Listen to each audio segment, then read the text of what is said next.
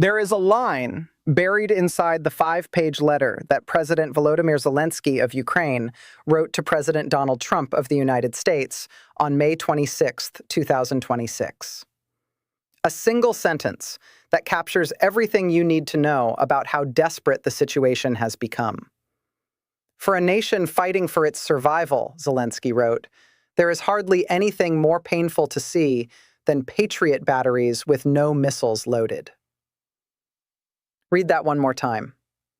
The president of a country at war, writing to the president of the country whose weapons keep his citizens alive, openly describing the image of empty launchers sitting in the field, useless, while ballistic missiles fall on Ukrainian cities. This is not the language of diplomatic routine. It is not another in the long series of polite appeals that Zelensky has made over 4 years of war. It is something different and something more raw.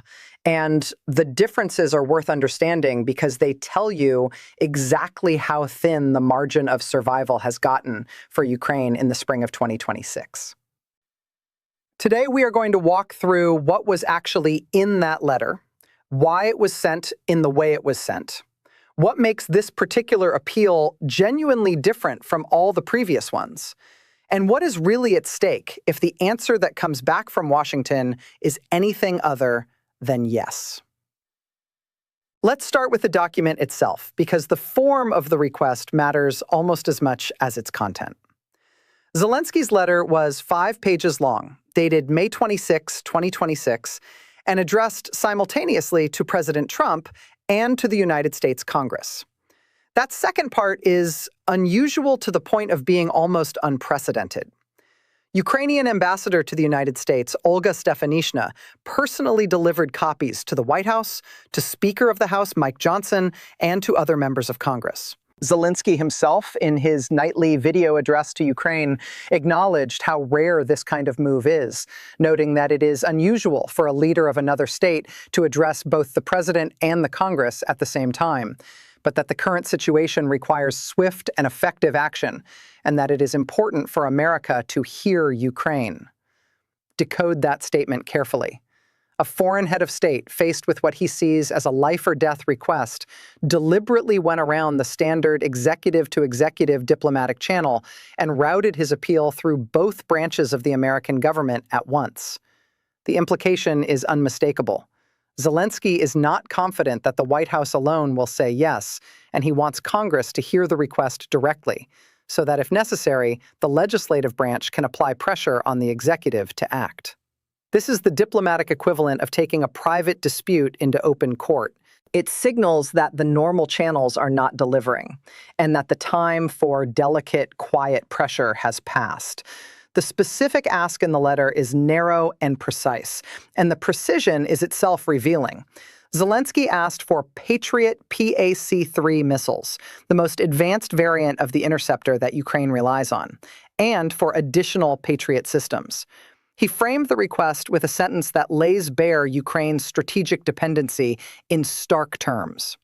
When it comes to defending against ballistic missiles, he wrote, we rely almost exclusively on the United States. This is a confession as much as a request.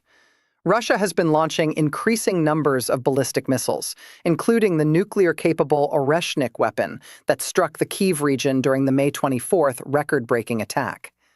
Against those missiles, Ukraine has essentially one defensive option, the Patriot system, and essentially one supplier of the interceptors that make the Patriot work, the United States. Cruise missiles and drones can be intercepted by a wider range of systems.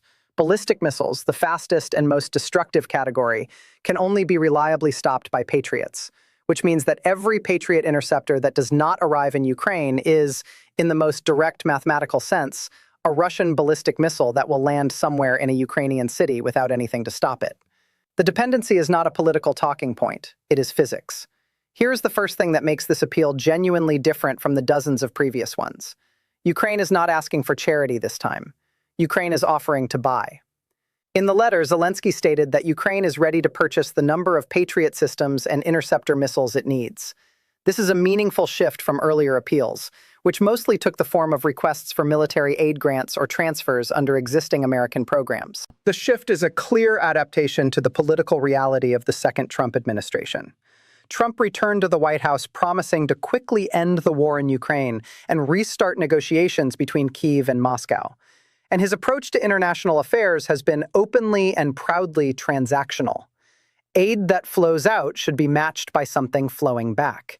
Ukraine has heard that message loud and clear.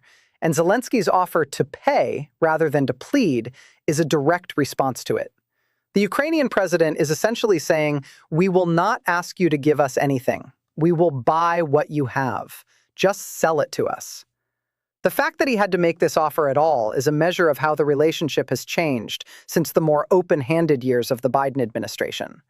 The fact that even this offer may not be sufficient is a measure of how much harder the situation has become. The second thing that makes this appeal different is the structural supply crisis that surrounds it, and the letter explicitly names it. Zelensky cited the inadequacy of existing deliveries under the Prioritized Ukraine Requirements List, a mechanism launched in August 2025 by the United States and NATO to channel weapons to Kyiv through contributions from alliance member countries. The current pace of deliveries under that program, Zelensky wrote, no longer corresponds to the reality of the threat. And the reason is one we have covered extensively in this series. The war involving Iran, which began on February 28, 2026, has consumed enormous quantities of high-end air defense interceptors. On the first day of that war alone, around 803 interceptor missiles were fired to knock down Iranian ballistic missiles. The United States produces only about 60 to 65 Patriot missiles per month, roughly 700 to 800 per year. In one day of fighting Iran, the world burned through more high-end interceptors than American factories can build in a year. That is a structural shortage that no political decision can simply wish away. Even if Trump wanted to flood Ukraine with Patriots tomorrow, the missiles do not exist in the warehouses to be sent. They are being made too slowly, used up too quickly, and now competed for by multiple wars at once. A senior official within the Ukrainian presidency conceded as much to international press, saying simply that it is hard to find missiles right now when there are so many other orders in the Gulf and other places like that. That is a sentence of remarkable diplomatic honesty. And it tells you that Ukrainian leaders fully understand they are competing for a shrinking pool against the priorities of their own most important ally. The third thing that makes this appeal different is the Russian capability that it is responding to. Because Russia, in May 2026, is launching attacks of a scale and sophistication that simply did not exist in earlier years. The letter came just days after the May 24th attack on Kyiv, an assault involving roughly 90 missiles and 600 drones, with damage in every district of the capital, and the third ever combat use of the Oreshnik nuclear-capable ballistic missile against a target in the Kyiv region. It also came in the same week as a separate overnight barrage of 232 attack drones plus one ballistic missile, an attack so routine that it barely registered in global news. And it came as Russia's intercept defeating tactics have measurably improved. According to multiple analyses, the Patriot's success rate against Russian ballistic missiles has fallen to around 25%, due in significant part to Russian adaptations to flight paths, decoys, and maneuver patterns that defeat the interceptor's targeting logic. The combination is devastating. The volume of Russian attacks is going up. The effectiveness of each Patriot interceptor is going down, and the supply of those interceptors is being squeezed from the other end by the Iran war. Each of these trends individually would be alarming. All three at once is the operational definition of a crisis. The fourth thing that makes this appeal different is something the letter does not say directly, but that hangs over the entire situation: the spillover into NATO territory that occurred on the night of May 29th, just 3 days after the letter was sent. A Russian drone, part of a Ukraine-bound barrage, drifted across the border into Romania and detonated against a 10-story apartment building in Galați, injuring 2 people. This was the first time since the war began that a Russian weapon had caused human injury on the soil of a NATO member state. The political implications are significant because it transforms Ukraine's air defense problem into a NATO security problem. Every Russian drone that Ukraine's defenses fail to stop is now potentially a drone that ends up across a border in alliance territory. Every Patriot interceptor that does not arrive in Kyiv is, indirectly, an Article 5 question waiting to happen. Romania's request for faster anti-drone capabilities, NATO Secretary General Mark Rutte's warning about Russia's reckless behavior, the visible nervousness across the eastern flank of the alliance, all of it adds a new layer of pressure to Zelensky's appeal. He is no longer just asking the United States to help Ukraine. He is, in effect, asking the United States to help NATO defend itself by keeping the air defense net intact at its outermost edge before the gaps reach Allied capitals. The fifth thing that makes this appeal different is something Ukraine has that it did not have in earlier years: a card to play.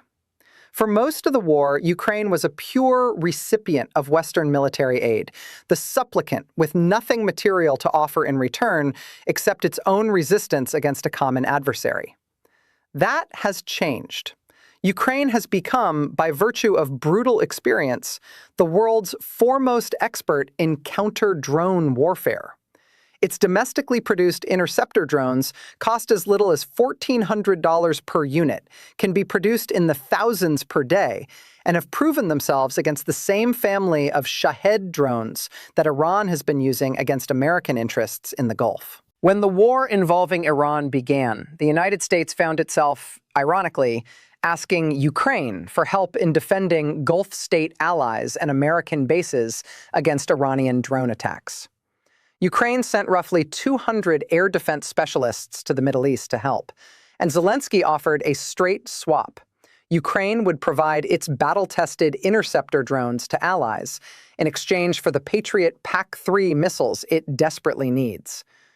This is the kind of leverage that did not exist 2 years ago, and it changes the texture of the appeal. Zelensky is not just asking, he is offering to trade. And what he has to offer is something the United States and its Gulf allies actually need. What ties all of this together, and what makes the May 26th letter genuinely a different kind of appeal, is the moment in which it was sent. Trump is distracted. The war involving Iran has dominated his attention, and his recent public threats about the Strait of Hormuz, including warnings to Oman about any deal with Iran that might affect the strait, suggest that the Middle East is where his strategic focus currently sits. Ukraine is, for the moment, in the background of American attention. Zelensky himself acknowledged as much in his recent comments, noting that a lot of global attention is currently on the war in Iran. The letter, in other words, was sent into a moment of geopolitical noise, when the United States has multiple competing crises, and Ukraine is no longer at the top of the priority list. That is precisely why Zelensky sent it the way he did. The 5-page format, the simultaneous delivery to Congress and the White House, the offer to purchase rather than receive, the explicit acknowledgement of the Iran war's effect on supplies, all of these are designed to break through the noise. They are signals that this is not a routine request, that Ukraine understands the political environment, and that the situation has become urgent enough to justify departing from normal channels. What happens if the answer comes back as no, or as a partial yes that does not meaningfully change the supply picture? The honest answer is grim. Ukraine continues to absorb increasingly large barrages with a slowly depleting stockpile of interceptors. The intercept rate gradually falls as Patriots run out and as Russian adaptations continue to work. More ballistic missiles get through to Ukrainian cities. More civilians die. More infrastructure is destroyed at a faster rate than it can be repaired. The war does not end because Ukraine collapses militarily, but because its civilian population is slowly ground down by attacks that there is no longer anything to stop. And along the way, more drones drift into NATO territory. More apartment buildings catch fire in countries that are not at war. And the alliance has to keep finding diplomatic language to manage incidents that should not be manageable. The status quo, in other words, is not stable.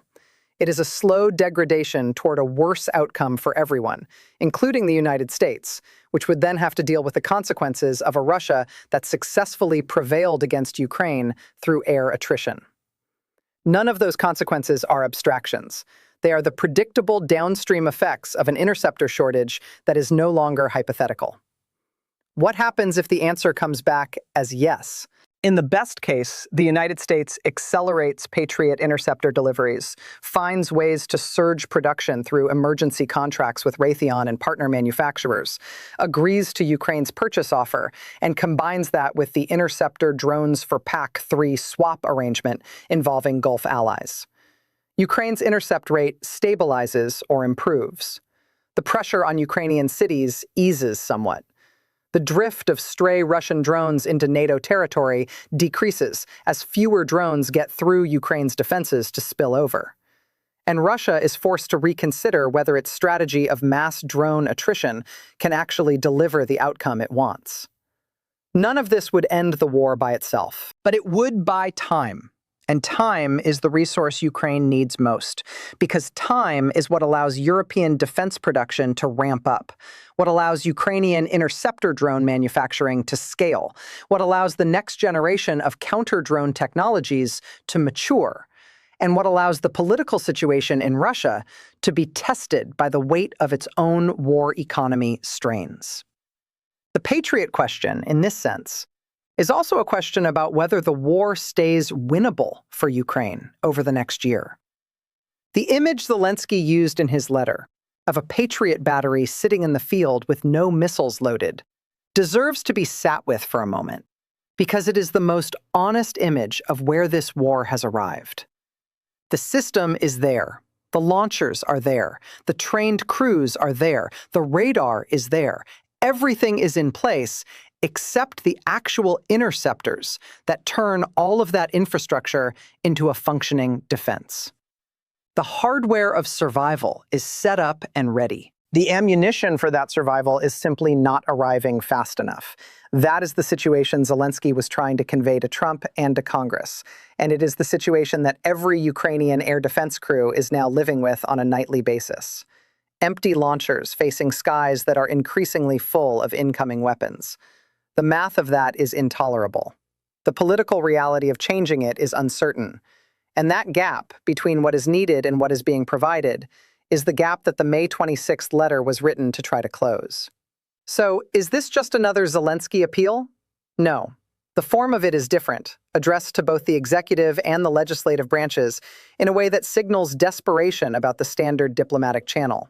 The substance of it is different, with an explicit offer to purchase rather than receive, with a clear acknowledgement of the Iran-driven supply crisis, and with a new card to play in the form of Ukrainian interceptor drone technology. The context of it is different, with Russian attacks at unprecedented scale, with the Patriots' effectiveness against ballistic missiles dropping, with Ukraine's air defense net now bleeding stray drones into NATO territory, and with American attention pulled toward the Strait of Hormuz. The stakes of it are different, because the structural shortage of interceptors means the situation will not improve on its own, and will, in fact, predictably worsen. And the man making the appeal is no longer the wartime president of 2022, making his first desperate pleas to a sympathetic Western audience. He is the war-weary president of 2026, 4 years into a conflict that has reshaped his country, addressing a Washington that is more distracted, more transactional, and more uncertain than it has ever been. If this breakdown helped you understand why this letter matters more than the dozens of appeals that came before it, take the time to follow what Congress actually does in response. Watch the production lines at Raytheon, and pay attention to the next round of nightly attacks on Ukrainian cities. Because the answer to Zelensky's letter is going to be written slowly in either interceptors delivered or in casualties accumulated. And the difference between those two outcomes is the entire shape of the next year of this war.